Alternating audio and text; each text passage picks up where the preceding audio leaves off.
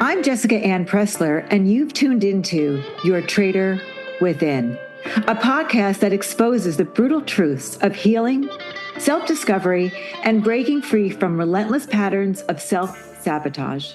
I'm so excited to welcome Dr. Eva Altobelli to Your Traitor Within podcast. Dr. Altobelli is a psychiatrist and founder of Home LA, a holistic wellness center in Los Angeles, where she spent over 20 years working with people struggling with mental health, addiction, and trauma. She's trained in internal family systems therapy, which is all about understanding the different parts of us, including our traitor within. She also specializes in ketamine-assisted therapy and psychedelic healing. Dr. Altobelli continues to consult in areas of psychedelics, addiction, and recovery, and she's passionate about psychoeducation, empowering her clients to take an active role in their own healing journey. We're going to explore how childhood survival patterns may show up in our adult lives and lead us down a path of self-sabotage and ways to change that pattern and heal. But here's what makes today's conversation so powerful. Dr. Altobelli isn't going to just talk about her work as a clinician. She's going to share her own Traitor Within story. Welcome to Your Traitor Within podcast. Hello, Jessica.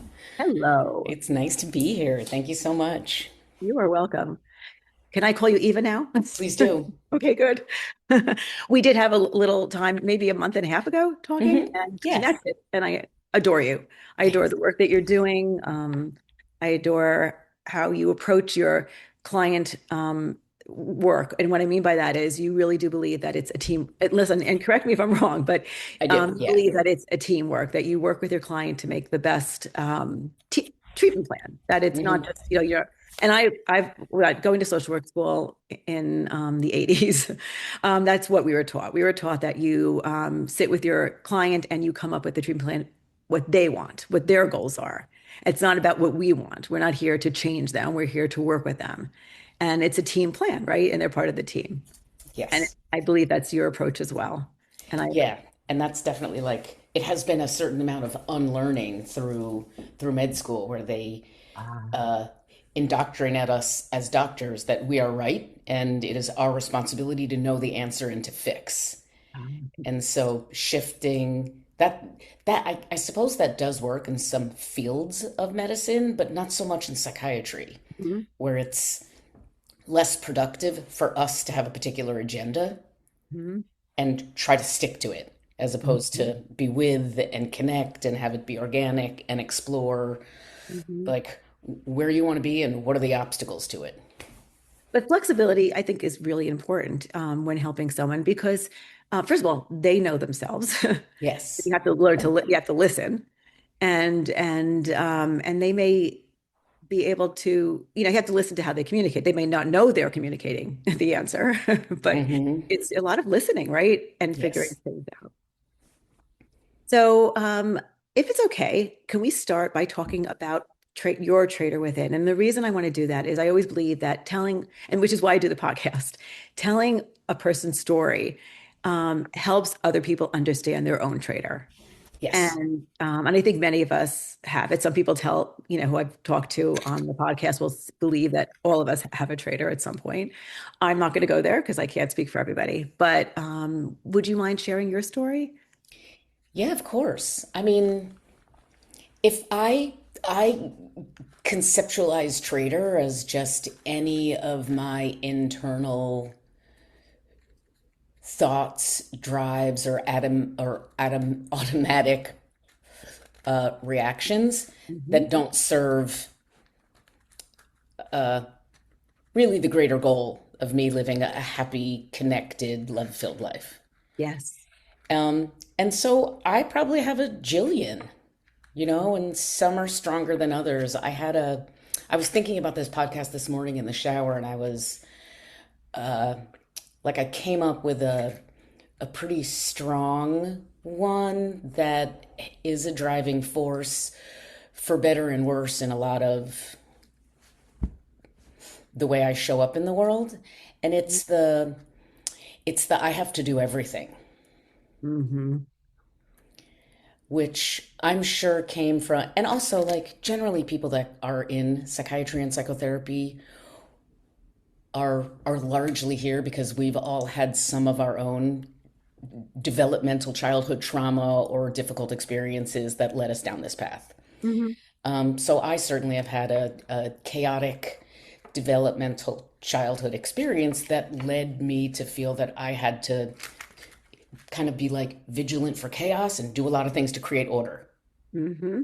Would you mind sharing what your childhood was like, if that's okay? Oh, yeah, sure. So I was born in Philly, uh, bio mom and dad. I have an older brother and a younger sister. Um, I don't think my parents were ever a fit. My dad's kind of uh, sweet and anxious, but kind of looked narcissistic on the surface because he was a surgeon and worked really hard. He was like the sixth in a Sicilian family. My mom, Ashkenazi Jew, Philly, lots of anxiety in the family and lots of like controlling, kind of histrionic vibe.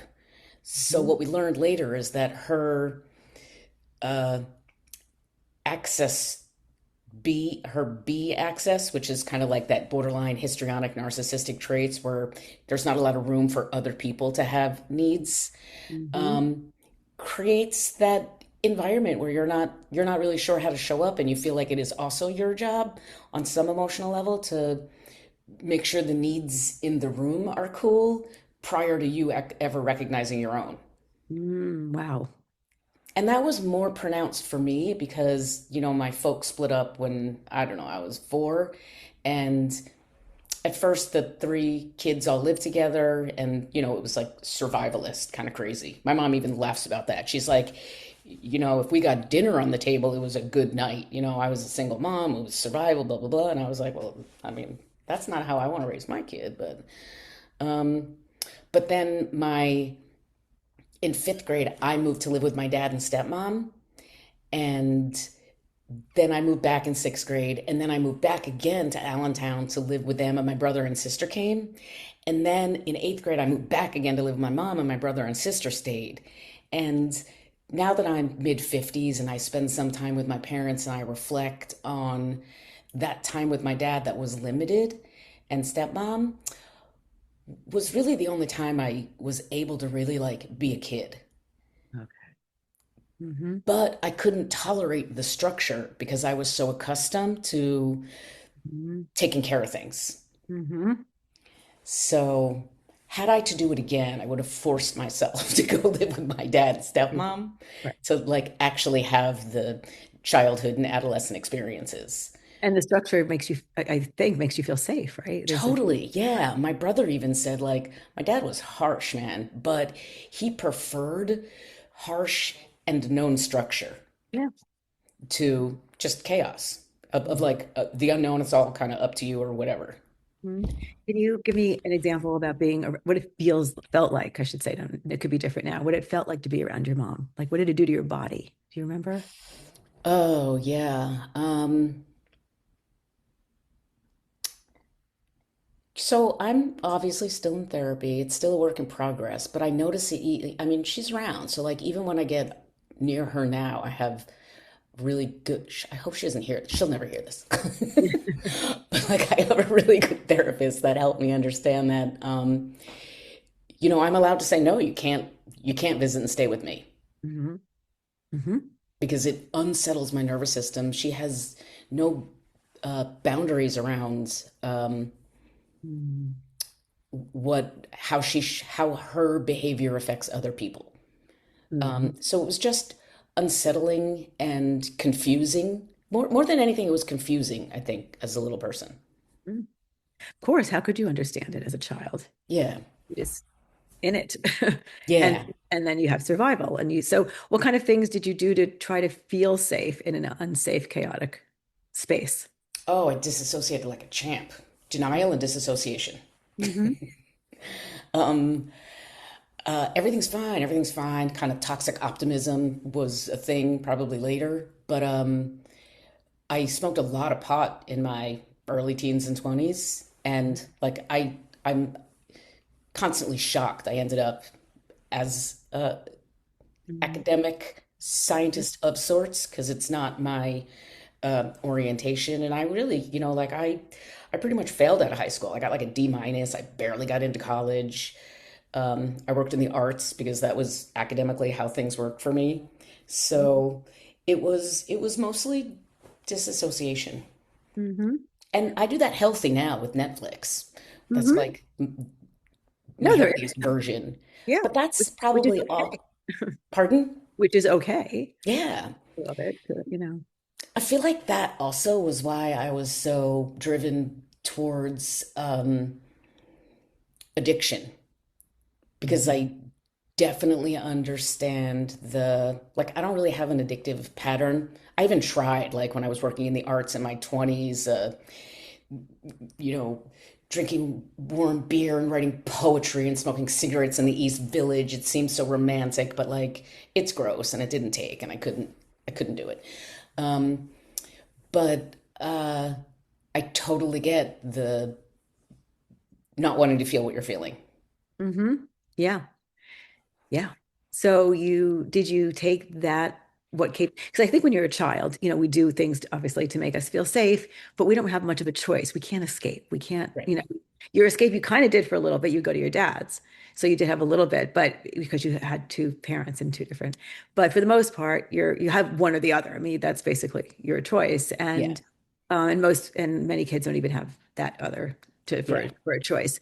But you go into your adult life. So how did you take that coping part of you and put it into your adult life where you actually did have choice, but maybe felt you didn't have choice. You just kind of did it. You kind of muscle memory or whatever, that part of you.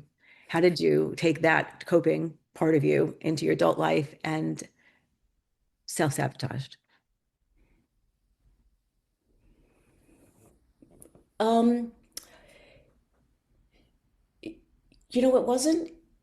It's like cutting bangs. You cut them and like you don't realize that they're too short until it's too late. Hmm. Um, like the self-sabotage wasn't so obvious for me because it was just not spending time in stillness Hmm. and in self and Hmm. being. Hmm. My path was largely doing. Hmm.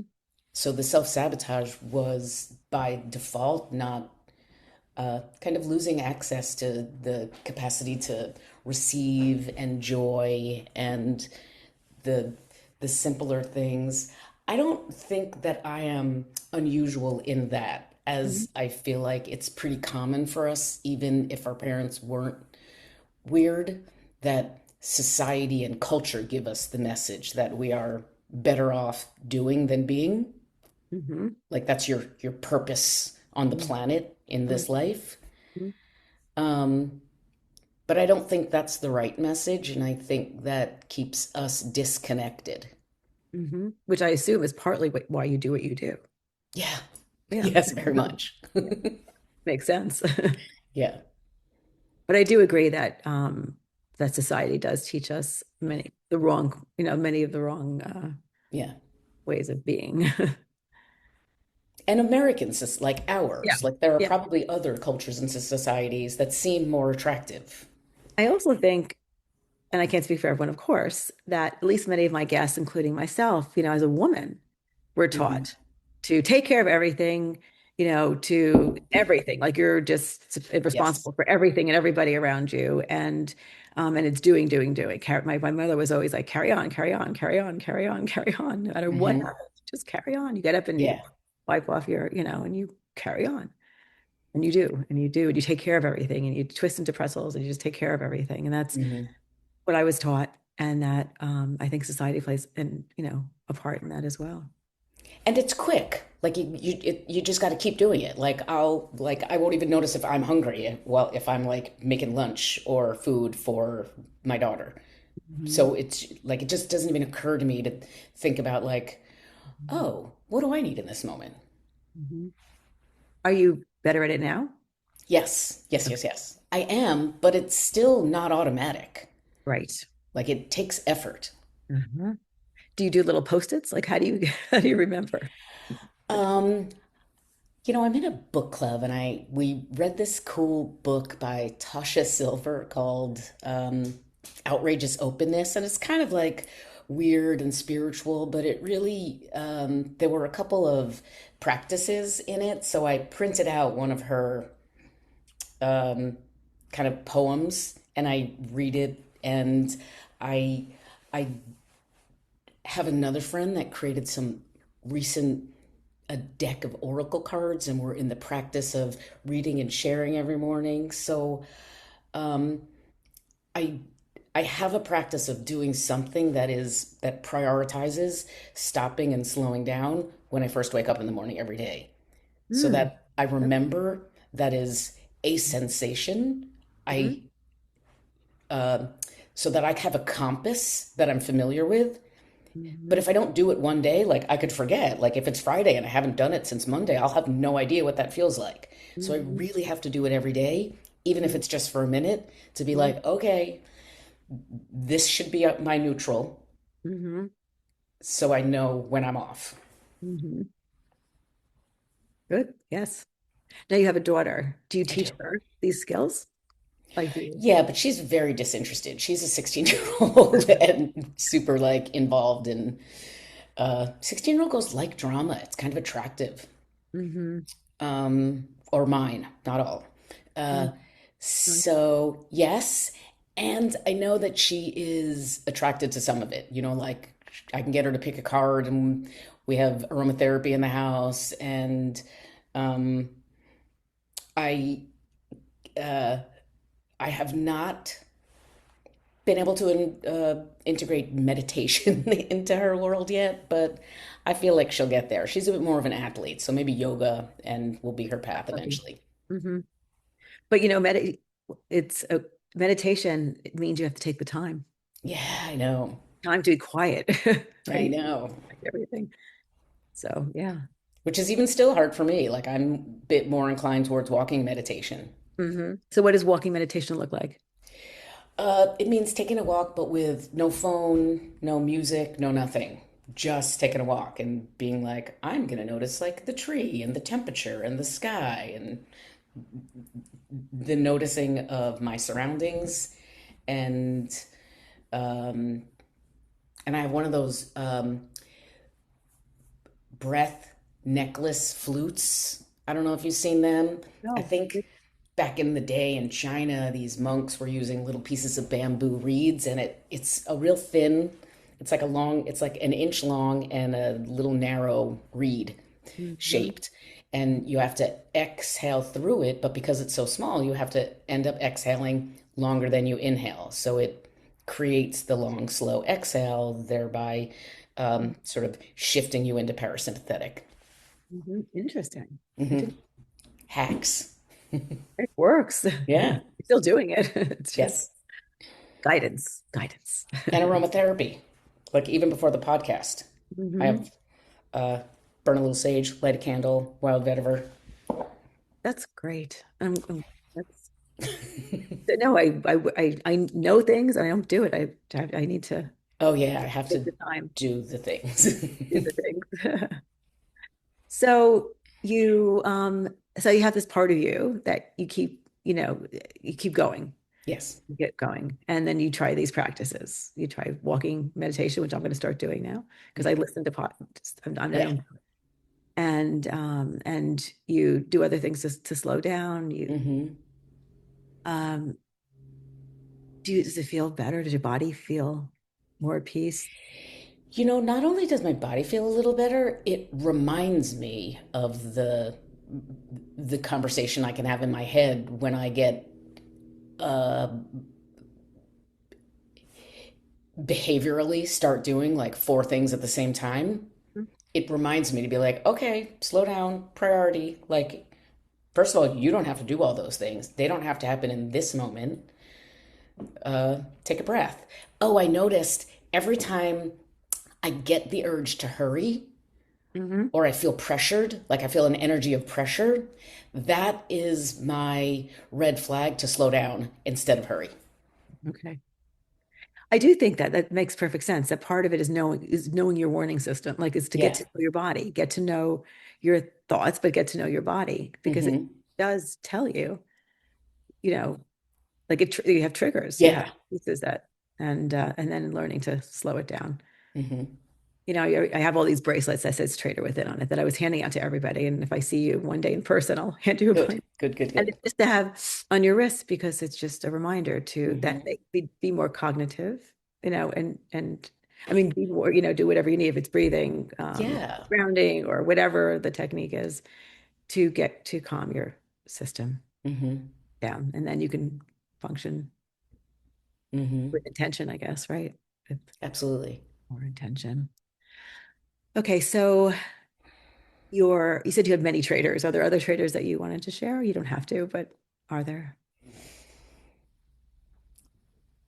That's the most potent one that's alive for me today and for the last couple.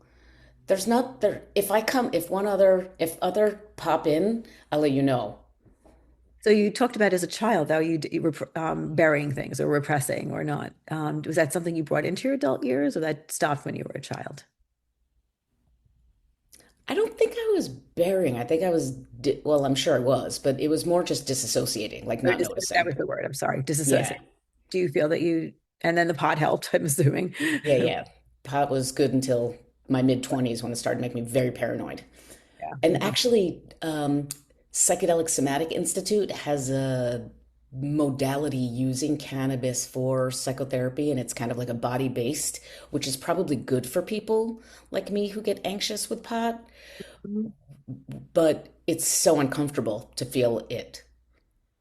I when I tried it, and I know I don't use it as a grown up because I made me paranoid. I didn't. I mean, Yeah, we're talking, I was probably 14 or 13 yeah. and I didn't like the feeling. Hmm. Um, Um, let's see, do I still? No, I don't think I disassociate. I do kind of intentionally, like if I need to just chill out, I'll watch like a dumb show that I've already watched, where like I know how it ends and it's nice and like uh kind of what are they called? Romance novels, like rom-com. yeah, Yeah. my relaxing literature can be bought at the drugstore.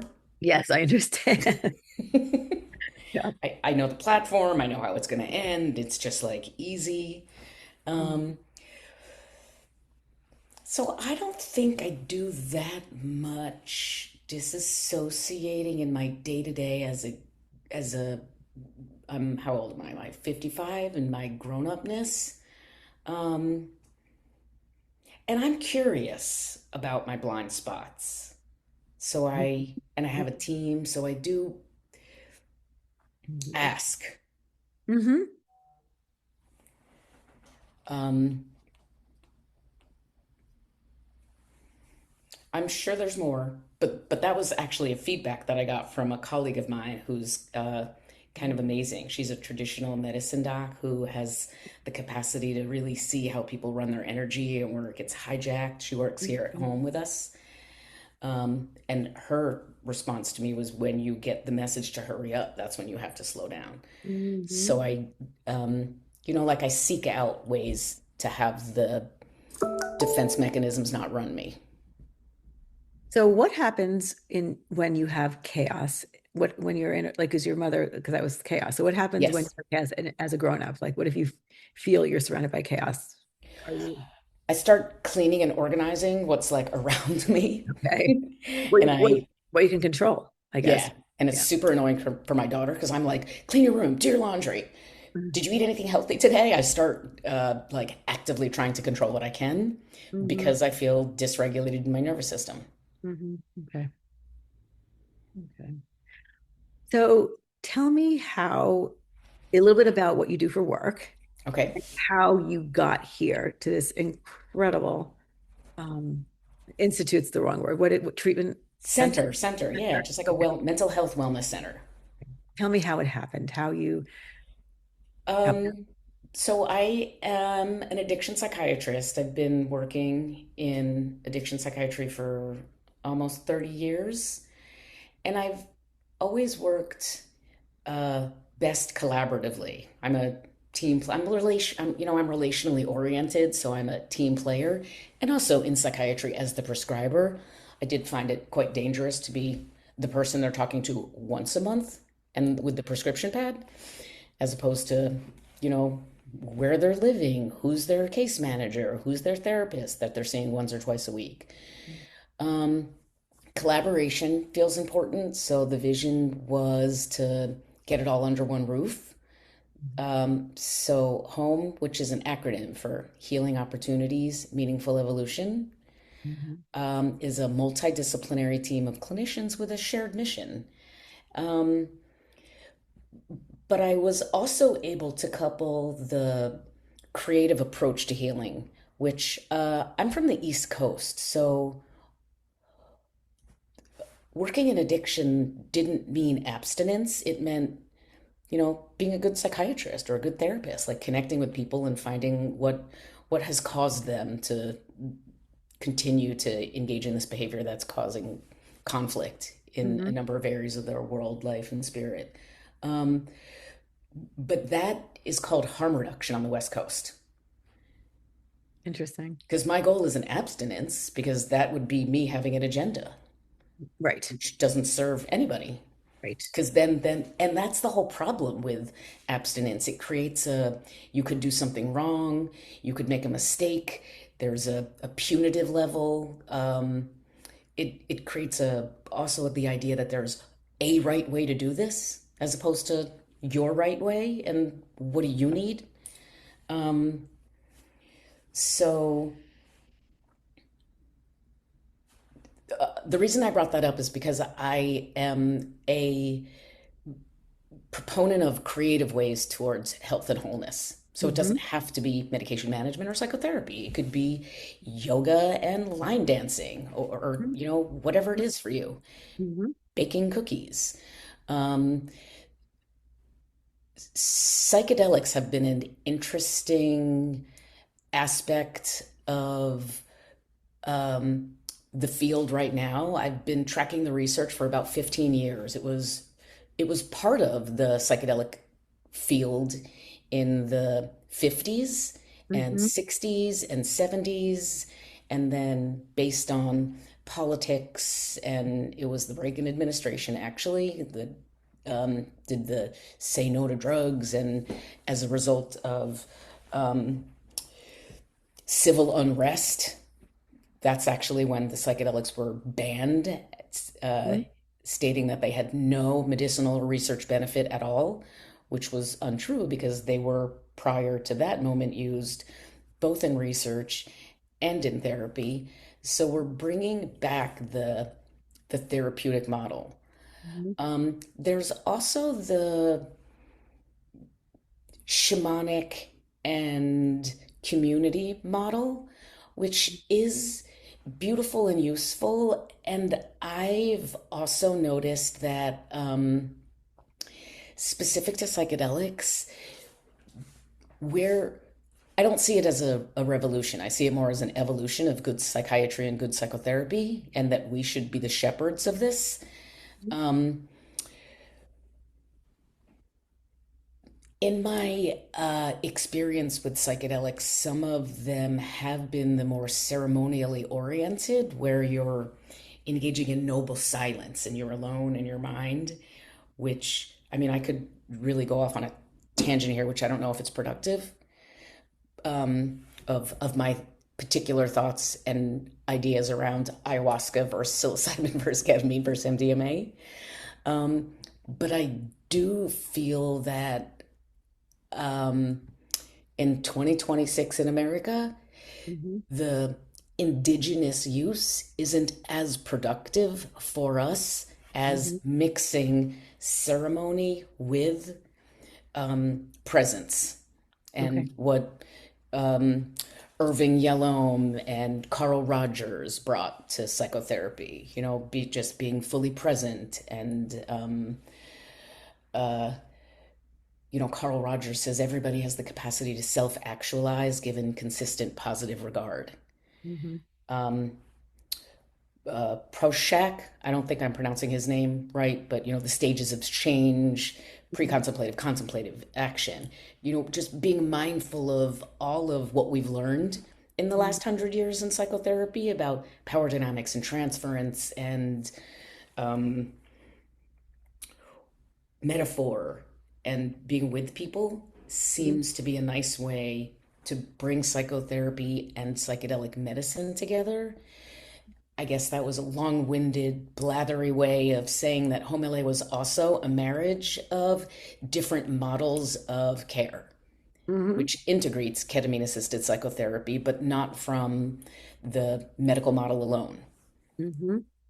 So what happens when someone comes to you and um, give me an example of why someone would come to you and then what do you do? Like what's Well, I I have a team, so we could do a couple of different things. Mhm. Some folks just come for psychiatry, medication management, psychotherapy, referred by their therapist for a particular model of trauma psychotherapy. Some people are interested in working with psychedelics, but they need to talk to a psychiatrist and a psychotherapist to help with preparation and integration if they're going to go have an experience in another country. Mhm. Some people want referrals where it's legally done medically in Colorado, so we can work with people for preparation and integration and refer to our colleagues and um, like minded clinicians in Colorado. Um, we have a curated trauma recovery program, which is one of an interesting models. So clients come in and have a comprehensive treatment plan, individualized to them, Mhm. and we source from our team. Like, oh, do you want are you working with trauma? And are you really ready to do the work now? Like you're out of care and you're ready to go deep. Mhm. So let's do a couple sessions of psychotherapy. Do you need, and also not all the healing comes from talking. So maybe trauma informed yoga or working with Yoshi for some of the body based energy work, Mhm. medication management, case management stabilization. So as I'm sharing, I'm noting about 5 different subspecialties so we can create an individual program for people. And that would be, we're going to do this for 2 weeks and then we're going to check in and or 1 week and add or decrease the services based on what's working for you. So it's a living being. You Yes, could it's organic. fantastic. And you're all communicating. Of So course, yes. it's amazing. That's the whole point of the Right. program. We are all together. Amazing. Amazing. Yeah. Wow. No, I think, and so how would someone find you? Like how you have to be in California? Everything is in person. If we're working with ketamine assisted psychotherapy, which is somewhat, I think, of a misunderstood treatment because there are so many different ways to offer it. Mhm. So anybody working with ketamine assisted psychotherapy with us is in person. We never prescribe out of the office. We see it as a transformative procedure that requires a lot of um, it's like a high touch care team. Mhm. Mhm. Um, and I don't mean actual touch, Yeah. but we can hold your hand if you need it. Um, uh, and through the website, folks just usually, a lot of people come as referrals through their individual psychologist or psychotherapist. So we have a referral site on the website, or they can just call, text, or email, Mhm. and we're happy to explore what might be a right fit for you. There's also an interesting, because the world is so challenging these days, I think personal and spiritual growth and life transitions are a nice thing that we get to support as well. Mhm. So you don't have to be in a crisis to Mhm. explore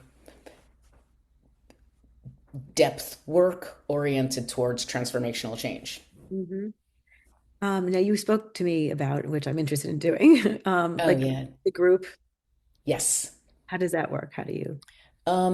So I shared earlier that I'm relationally oriented, and I do think that healing tends to happen more in community than in isolation. So I offer what started out as trainings. It was called a clinician experiential ketamine-assisted psychotherapy training, where I would offer information about dosing, routes of administration, indications, contraindications for the use of, which I certainly also do.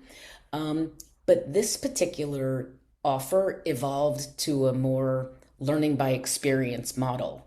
So it's a small group experience in person, bookended by two virtual sessions, and started with a comprehensive medical and psych clearance. So everybody like fills out forms and meets with me and we chat. And then we all meet to discuss our intentions as well as our fears, apprehensions, and goals, Mhm. how we can support each other, what we're looking for, why we're attracted to this.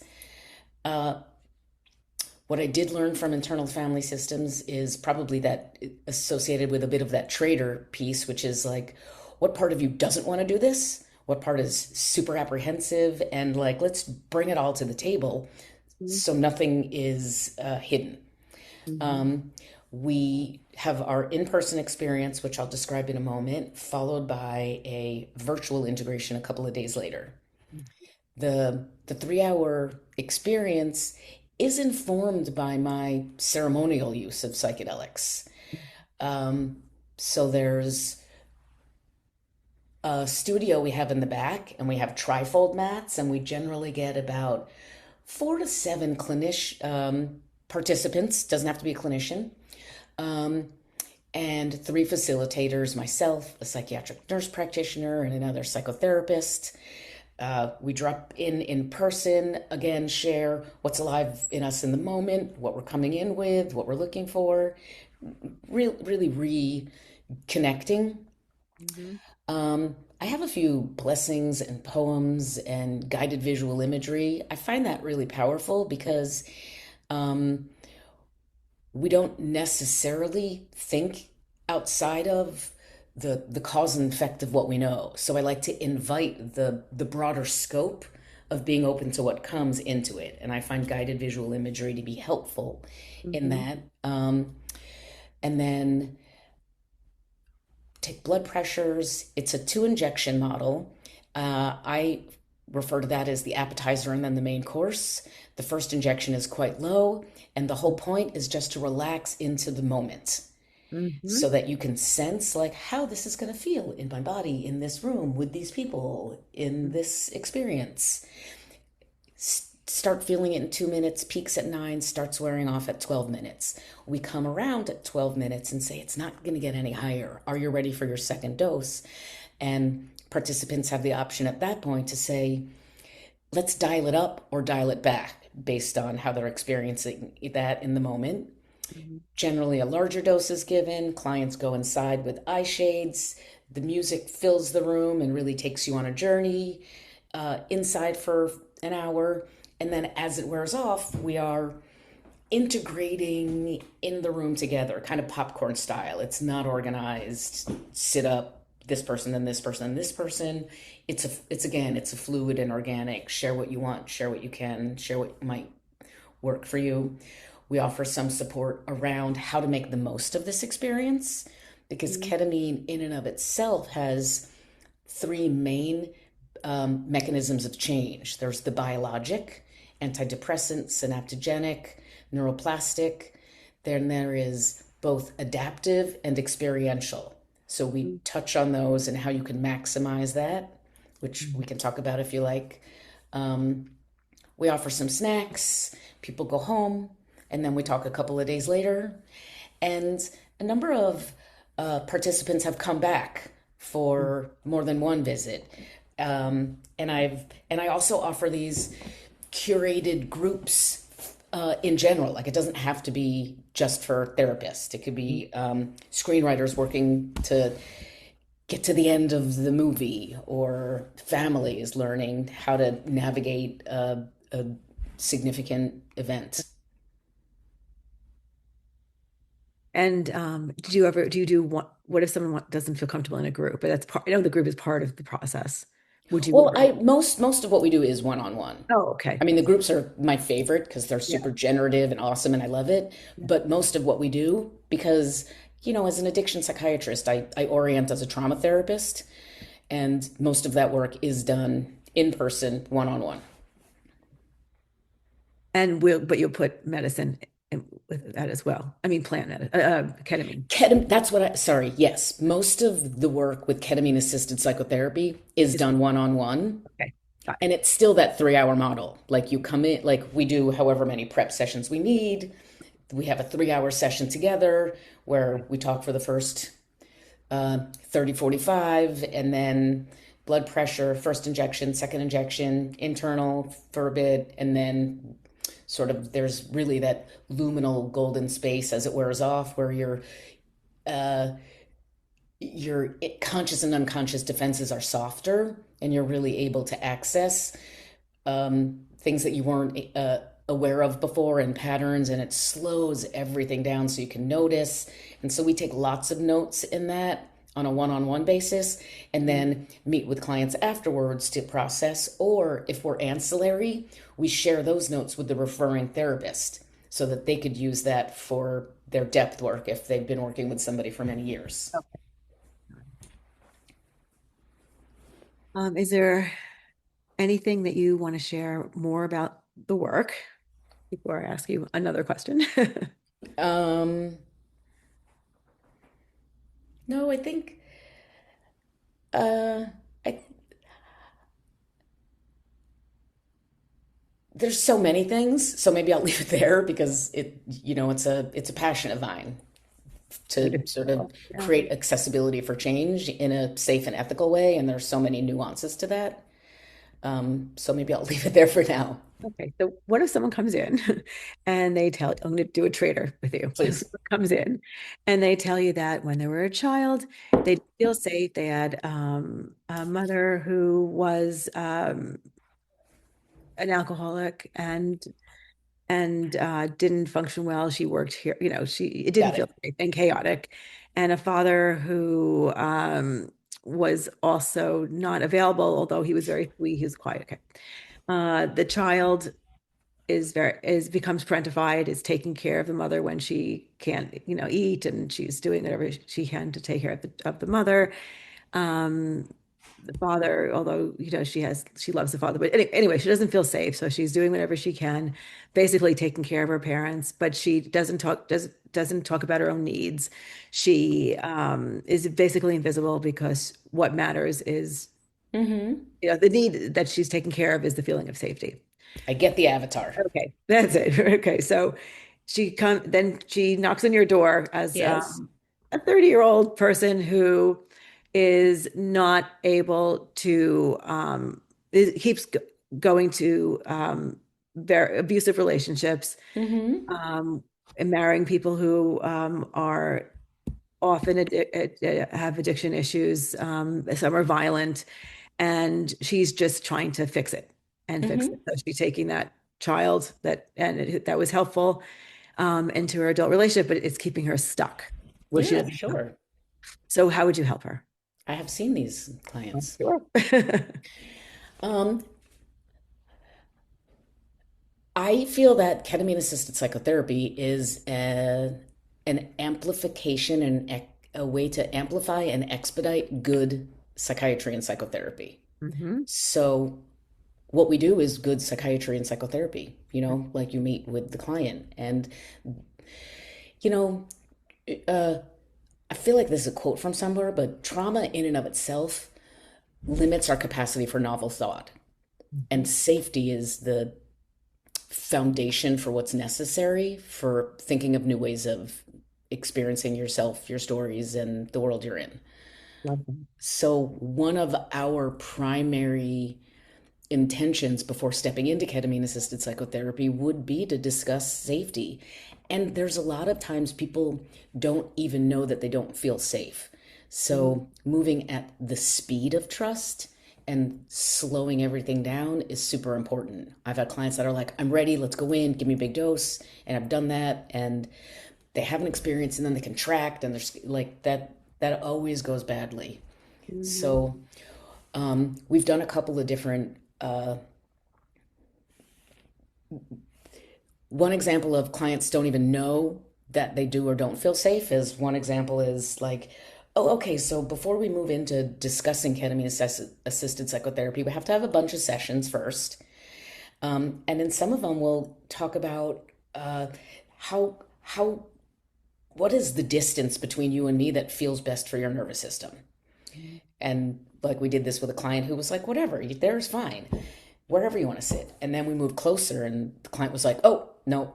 And we moved back, and they were like, actually, that's better. We moved back further, and they were better. And the client found that their nervous system was most comfortable if we were actually at the threshold to the door, just outside, but they knew we were there and could come in at any moment if they needed us. But they initially said they had no issue with it. Yes.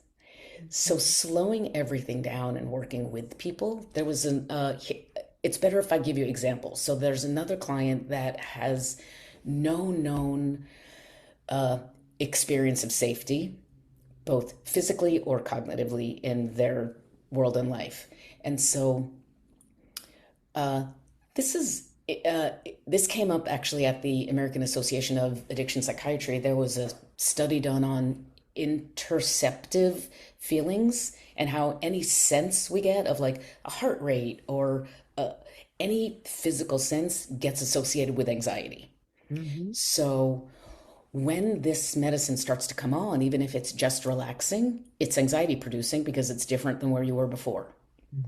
So I gave a very low dose to a client that, again, has no familiarity with safety, and I thought we were going to be okay, and I handed her the eye mask. This is, again, with the very beginning tiny dose, and their response was, how would I protect myself? I was like, okay, we're shifting. And so I sat with and was like, okay, we talked, did some guided visual imagery, body scan. I talked her through, it's been 3 minutes, it's going to peak at 9, it'll start. So I talked her through with relaxation meditations. Coming up to minute 9, I was like, this is as strong as the medicine is going to feel. And she's like, okay, I get it. I'm sitting next to her, or I'm holding her hand. She's like, I was like, would you like to go inside just for 2 minutes to see what it feels like? And she's like, okay. So she puts the eye mask on, the headphones, and 15 seconds later, it's like, am I doing it right? Am I doing a good job? And I was like, oh, you're doing a great job, and you're not supposed to do anything. So I'm going to set my watch, and every 30 seconds, I'm going to remind you you're doing a great job and not to do anything. And I did that. And 3 minutes later, it's wearing off. And she shares that was the most relaxed she could recall feeling. And this was a client that had no availability to fall asleep without meds, because just that like relax drop in was not safe. So there are a lot of ways to work with clients like you're describing, with and without ketamine-assisted psychotherapy. And it's just a matter of being really attuned and going as slow as we need in the relationship.